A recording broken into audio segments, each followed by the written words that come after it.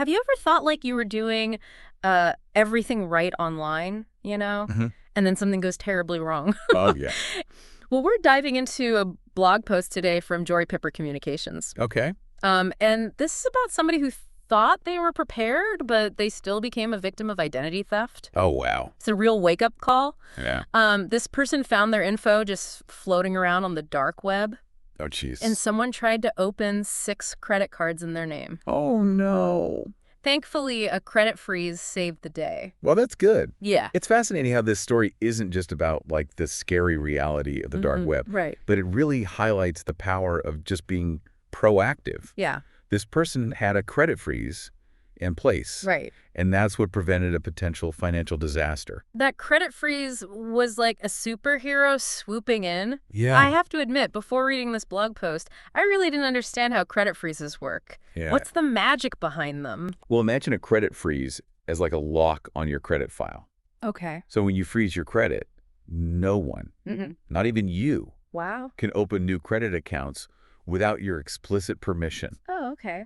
Lenders need to access your credit report to approve like credit cards or loans, Right. and a freeze blocks that access. So it's like hitting the pause button on your credit? Exactly. So even if someone like snags your info, they can't just go on a spending spree. Right. Because that freeze is there to stop them. Yeah. That's reassuring. Yeah. But the fact that this person's information ended up on the dark web in the first place, Yeah. it's unsettling. Yeah. What exactly is the dark web and why is it so dangerous?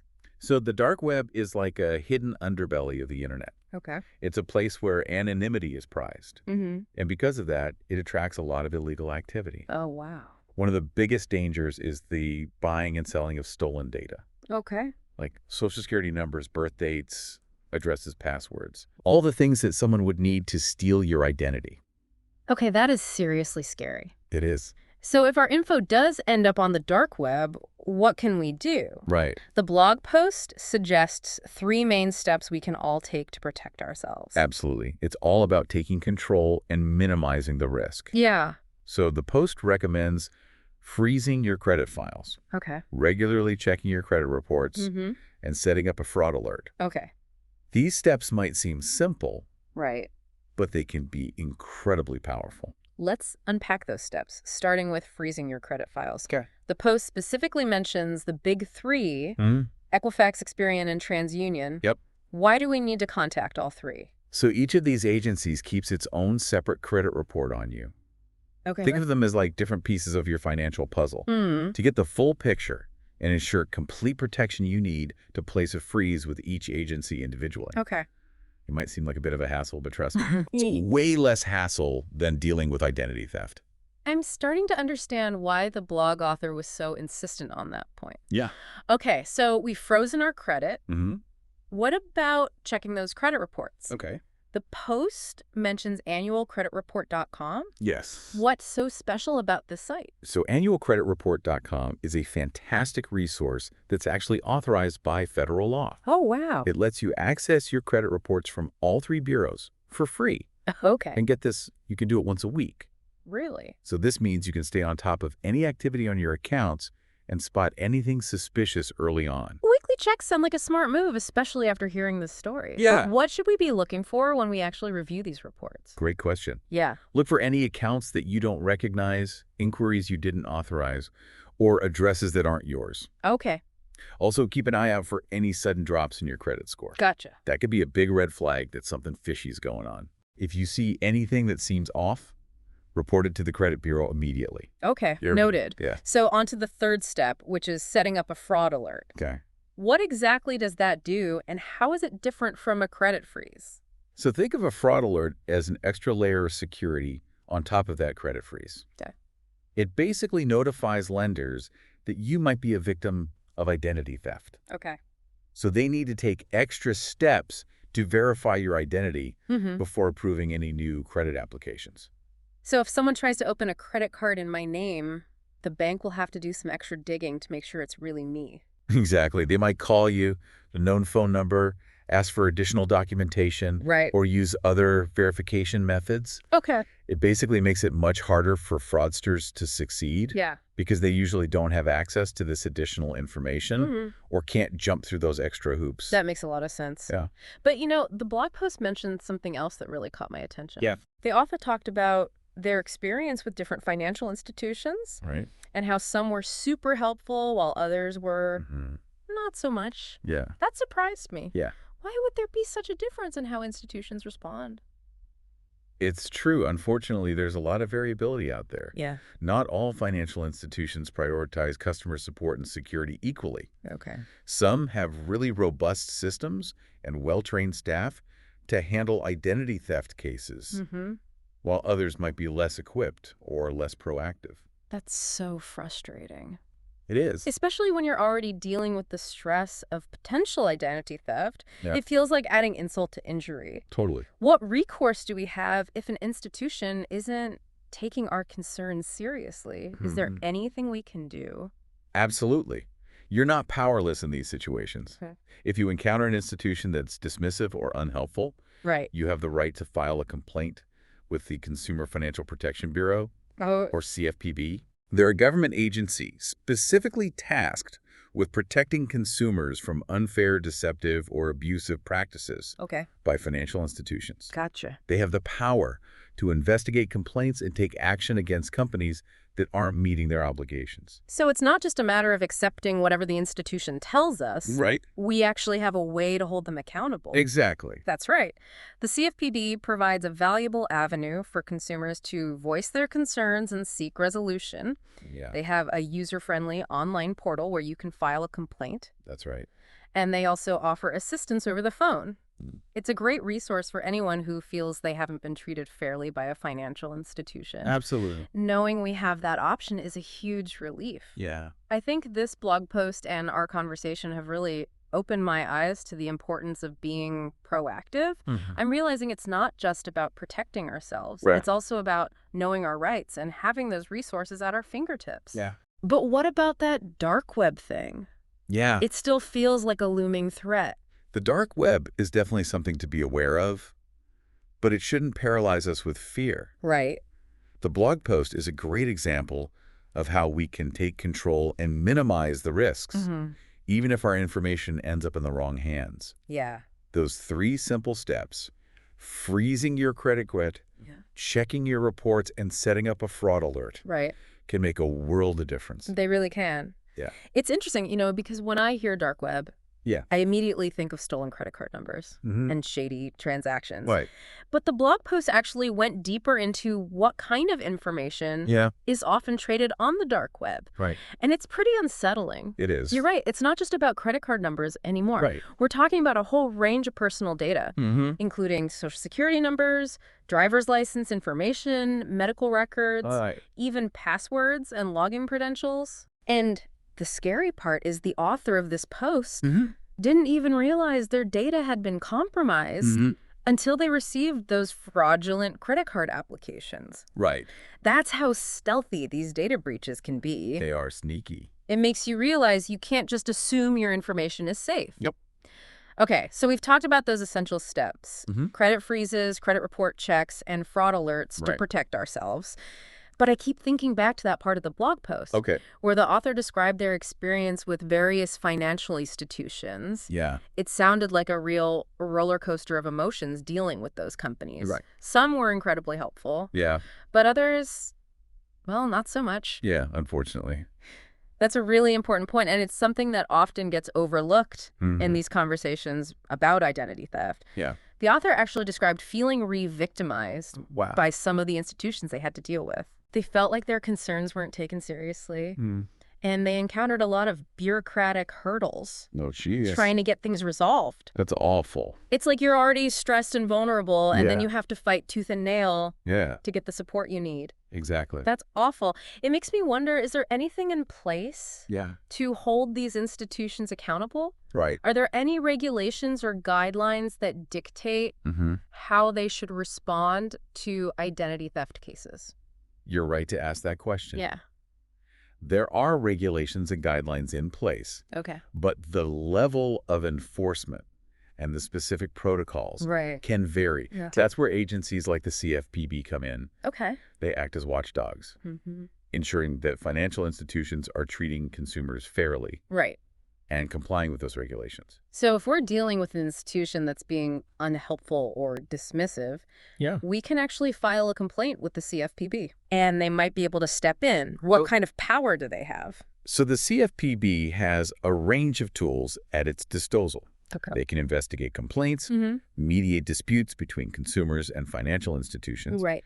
and even take enforcement action against companies Okay. that are found to be violating the law. Gotcha. In some cases, they can impose fines Wow. or even require institutions to provide restitution to consumers who have been harmed. That's reassuring to know. It is. It's empowering to realize we have options and that there are agencies out there fighting for our rights as consumers. Yeah, absolutely. But I'm curious, what kind of impact do these complaints actually have? Okay. Does the CFPB really take them seriously? Absolutely. The CFPB takes consumer complaints very seriously. Okay. They view these complaints as valuable data points, helping them to identify patterns of harmful practices and prioritize their enforcement efforts. Gotcha. In fact, the CFPB has a public database where you can actually see the types of complaints that have been filed against different companies. That's really helpful. It's a great resource for anyone who wants to research a company's track record before doing business with them, Right. or to see if others have had similar experiences. That's good to know. I'm starting to feel a little more confident. Yeah. Knowing there are systems in place to protect us. I have to admit, before diving into this blog post, Yeah. I had a pretty vague understanding of how all this worked. Okay. I knew identity theft was a problem, Right. but I didn't really grasp the extent of it or the steps I could take to protect myself. It's a common misconception that identity theft is something that only happens to other people. Right. But the reality is it's becoming increasingly common, Yeah, and anyone can be a target. that's scary. The good news is, as we've discussed, there are things we can do to minimize the risks. I'm also realizing that it's not just about taking those preventative measures, Right. but also about knowing what to do if something does happen. Yes, exactly. Knowing about the CFTB and how to file a complaint if needed, that's a game changer. It is. It's about feeling empowered, not paralyzed by fear. Exactly. The more we understand about how these systems work, Right. the more confident we can be in navigating the complexities of the digital world. Absolutely. And remember, knowledge is power. It is. I love that knowledge is power. Yes. Okay, so we've talked about those crucial preventative steps Right. and what to do if we suspect our identity has been stolen. But it seems like staying informed is key. Absolutely. How can we stay up to date on the latest scams and security threats? It feels like the landscape is constantly changing. You're absolutely right. Yeah. The world of cybersecurity is constantly evolving, and so are the tactics used by cybercriminals. Right. One of the best things you can do is to stay informed about the latest threats and security best practices. Okay. There are a lot of great resources out there, including government agencies like the Federal Trade Commission, Or FTC. FTC. Okay. And the Cybersecurity and Infrastructure Security Agency, Okay. or CISA. Gotcha. They have websites and newsletters that provide timely information on emerging threats and practical tips for protecting yourself online. So subscribing to those newsletters and keeping an eye on those websites Yeah, is a good starting point. that's a great start. Are there any other things we can do to make sure we're not falling behind? Right. I mean, it's easy to get overwhelmed with all this information. Don't worry, it doesn't have to be overwhelming. Okay. It's about finding a balance and incorporating these security practices into your daily routine. Right. One simple but effective habit is to regularly update your passwords Okay. and enable two-factor authentication on all your accounts. Okay. It adds an extra layer of protection by requiring a second form of verification, Right. like a code sent to your phone, in addition to your password. Two-factor authentication can be a little bit of a pain sometimes. It can be, yeah.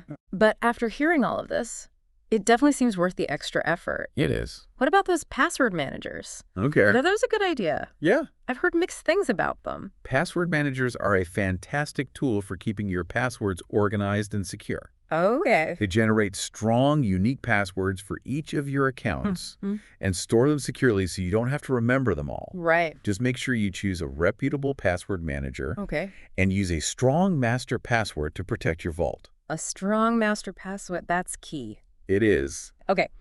I'm writing all of this down. Right. I'm feeling much more prepared and informed than I did before we started this deep dive. Yeah. I have to admit I was feeling a bit overwhelmed at first. Right. But you've broken it down in a way that makes sense. I'm glad to hear that. So true. Okay, we've covered a lot of ground today. We have. From the dark web and credit freezes Mm. to those essential preventative measures and staying informed. Yeah. Is there anything else we should be thinking about when it comes to protecting ourselves from identity theft? Anything we might have missed? There's one more thing I'd like to touch upon. Okay. It's something that the author of the blog post highlighted as a key takeaway from their experience. Right. It's the importance of being mindful about what information you share online Okay. and how you share it. Okay. In today's digital age, it's easy to overshare on social media Right. or unknowingly give away sensitive information through phishing scams or fraudulent websites. That's a really good point. We often hear about those phishing scams, Yeah. but it's easy to get complacent or think, oh, that would never happen to me. It's easy to fall into that trap. Yeah. But the reality is these scams are becoming increasingly sophisticated. Right. And cyber criminals are always coming up with new ways to trick people. Wow. It's essential to be vigilant and think critically about any requests for personal information or suspicious links you encounter online. So being cautious about what we share and who we share it with is as important as those technical measures, like credit freezes and fraud alerts. Exactly. It's like a two-pronged approach to security. It is. Exactly. It's about combining those technical safeguards with smart online habits. Right. And remember, it's not just about protecting yourself. Right. It's about protecting your loved ones, too. Exactly. Have these conversations with your family and friends. Yeah. Especially those who might be more vulnerable to scams or less familiar with online security practices. Absolutely. That's a great reminder. We can all be advocates for each other. Yeah. Spreading awareness and creating a safer online environment for everyone. Okay, so as we wrap up this deep dive, Okay. is there one key takeaway you want our listener to remember? What's the most important message you want them to take away from this conversation? If I had to boil it down to one thing, it would be this: don't wait until it's too late. Okay. The best time to implement these protective measures is now. Don't wait until you become a victim of identity theft to take action. Right. Freeze your credit checks, check your reports regularly, set up those alerts, and stay informed. Okay. These actions might seem small, but they can have a monumental impact on your financial well-being and peace of mind. Beautifully put. And remember, listener, this isn't a one-time thing. It's not. Stay vigilant, stay informed, and keep those security practices up to date. Knowledge is your shield, and action is your sword. Yes. Go forth and conquer the digital world with confidence. That's right. It's easy to feel overwhelmed by all this talk of identity theft and the dark web. It can be pretty scary stuff. But I'm actually feeling more empowered after this deep dive. Yeah, I agree. We've learned about practical steps we can take to protect ourselves. Absolutely. And that's a good feeling. It is. It's about shifting our mindset from fear to proactivity. We can't control everything, Yeah. but we can control how we prepare and respond. Exactly. And as we've discussed, even simple steps can make a huge difference. Right. And it's not just about protecting ourselves. Right. It's about protecting our loved ones, too. Exactly. I'm thinking about my grandma. She's not super tech savvy, Yeah, and I bet she's never even heard of a credit freeze. that's a great point. Oh, It's crucial to have these conversations with family and friends, right. especially those who might be more vulnerable to scams or less familiar with online security practices. Yeah. Sometimes just a quick conversation can make all the difference. I'm definitely going to have a chat with my grandma this week. Good. I think she'll appreciate it. So as we wrap up this deep dive, Okay. what's the one key takeaway you want our listener to remember? If I had to boil it down to one thing, Okay. it would be this: don't wait for something bad to happen before taking action. Okay.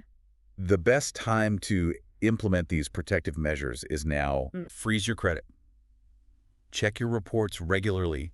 Set up those alerts and stay informed. Okay. These actions might seem small, but they can have a monumental impact on your financial well-being Right. and peace of mind. That's fantastic advice. It's like that old saying, Yeah. an ounce of prevention is worth a pound of cure. Absolutely. It's so much easier to take these steps now Yeah, than to deal with the fallout of identity theft later. exactly. And remember, it's an ongoing process. Right. The world of cybersecurity is constantly evolving. Mm. So staying informed and adapting our security practices is key. Well said. Listener, we hope you found this deep dive informative and empowering. Remember, you have the tools and the knowledge to protect yourself. Yes, you do. Take action, stay vigilant, and navigate the digital world with confidence. That's right.